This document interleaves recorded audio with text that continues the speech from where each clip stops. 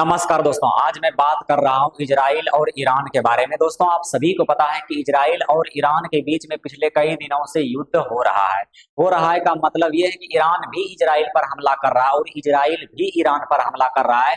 वरना ये युद्ध अब तक समाप्त हो गया रहता। आपको तो एक बात समझ में आ रहा होगा कि ये युद्ध समाप्त नहीं हुआ है, क्योंकि ये एक तरफा युद्ध नहीं है, दोनों तरफ से हो रहा है युद्ध। इसीलिए कहीं ना कहीं दुनिया संकट में है। संकट में देखिए, जब भी कोई देश के बीच में युद्ध होता है तो दुनिया में संकट आ ही जाती है। चाहे वो रसिया यूक्रेन का लड़ाई हो, चाहे पाकिस्तान भारत की लड़ाई हो, चाहे वो ईरान इजराइल की लड़ाई हो, कहीं ना कहीं दुनिया में संकट आता है। आर्थिक संकट, क्योंकि व्यापार जो होता है पूरा दुनिया से चलता है। इसीलिए कोई एक देश के बीच में अगर लड़ाई हो रहा है, इसका मतलब ये नहीं कि उसी देश का क्षति हो रहा है, सभी देशों को कहीं ना कहीं उसका क्षति हो रहा है। तो देखने योग्य बात होगा कि ये युद्ध समाप्त कब होता है।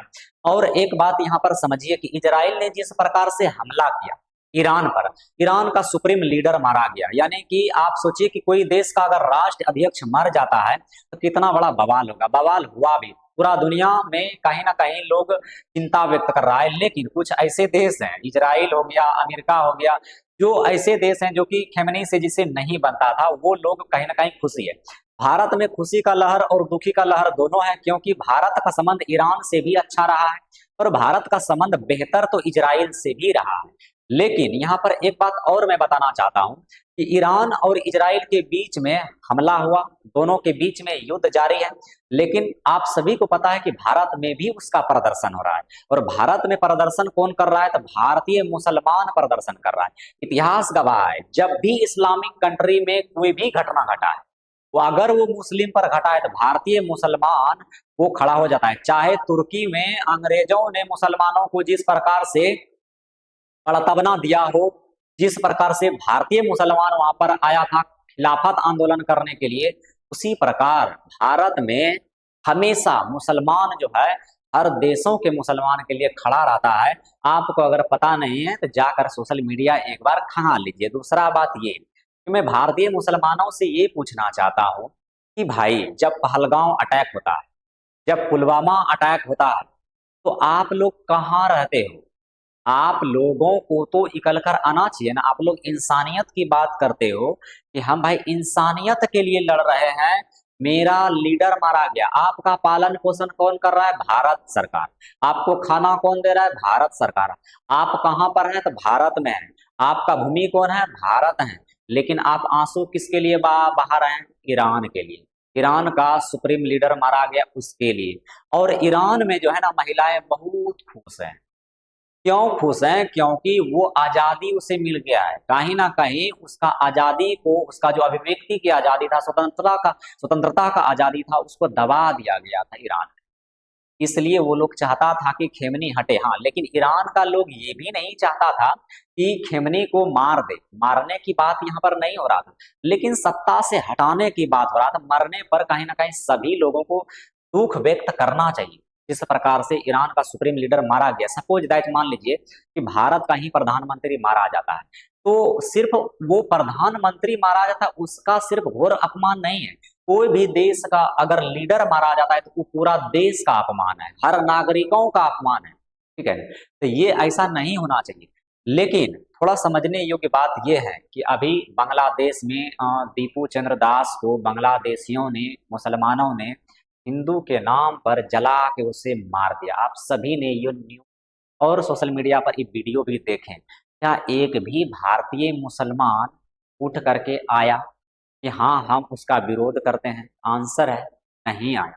कहीं भी एक भी वीडियो उन लोगों का नहीं आया।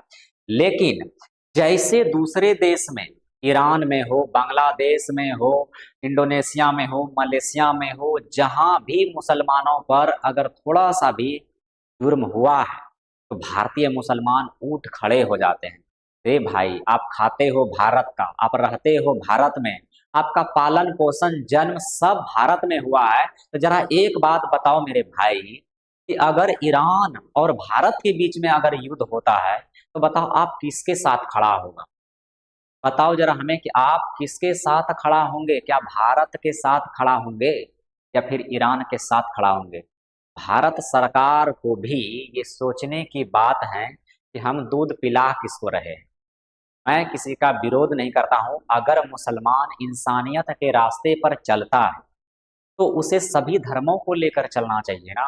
जिस प्रकार गाजा में मुसलमानों पर आक्रमण हुआ, मुसलमान मारे गए, कहीं ना कहीं हिंदुओं ने भी कहीं ना कहीं दुख व्यक्त किया और हमास के साथ खड़ा हुआ। क्यों? क्योंकि वहां पर सिविलियन मारा गया था।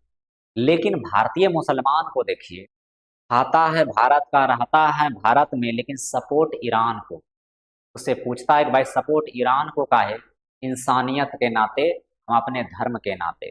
इंसानियत बांग्लादेश का जब हिंदुओं को जला रहा था, पहलगांव में हिंदुओं को मारा गया, पुलवामा अटैक में हिंदुओं को मारा गया, ताज होटल पर हिंदुओं पर अटैक किया गया, तो आपका जमीर मर गया था या आप फिर सो गए थे? तो ये सोचने वाला बात है और समझने वाला बात है। भारतीय संविधान में अभिव्यक्ति की आज़ादी दे दिया है, स्वतंत्रता की आज़ादी दे दिया। इसका मतलब ये नहीं है कि जिस देश में रहेंगे उसी देश का विरोध करेंगे। ये कहाँ का न्याय? सभी लोगों का कहना है कि भारत सरकार अभी अभी तो इजराइल गया ना, और इजराइल में जा करके हम इजराइल गया और इजराइल सरकार जो है कि नेतन्याहू ईरान पर अटैक कर दिया जस्ट 2 दिन बाद। तो देखिए, कोई भी लीडर है ना, वो किसी के कहने पर अटैक नहीं करता है। भारत अगर पाकिस्तान पर अटैक किया था, क्या इसका मतलब है कि अमेरिका बोला था या इजराइल बोला था अटैक करने के लिए? ऐसा नहीं है, क्योंकि भारतीय लोगों का जान गया था और भारतीय लोग जो है कि कहीं ना कहीं बहुत दुखी थे, तो बदला लेना बनता था। जाहिर सी बात है, ईरान और इजराइल के बीच में आपसी रिलेशन है या रिलेशन खराब है या कोई और भी कारण हो सकता है, युद्ध का कई कारण हो सकता है। इसका मतलब ये नहीं कि भारत सरकार ने नेतन्याहू को बोल दिया, मोदी जी जाके बोल दिया कि भाई हम आपके पास आए, ईरान पर अटैक कर दो। अरे ईरान से भारत का भी संबंध अच्छा रहा।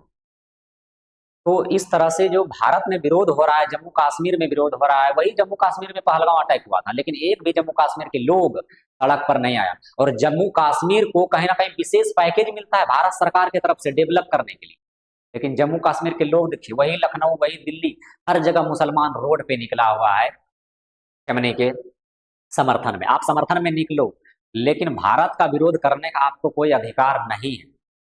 ये बात सभी भारतवासियों को सोचने योग्य है और समझने योग्य है। कोई बात नहीं है, हम मिलेंगे नेक्स्ट डे। आप लोग इस पर क्या विचार व्यक्त करते हैं कमेंट में जरूर बताइएगा। मिलेंगे अगले दिन। जय हिंद।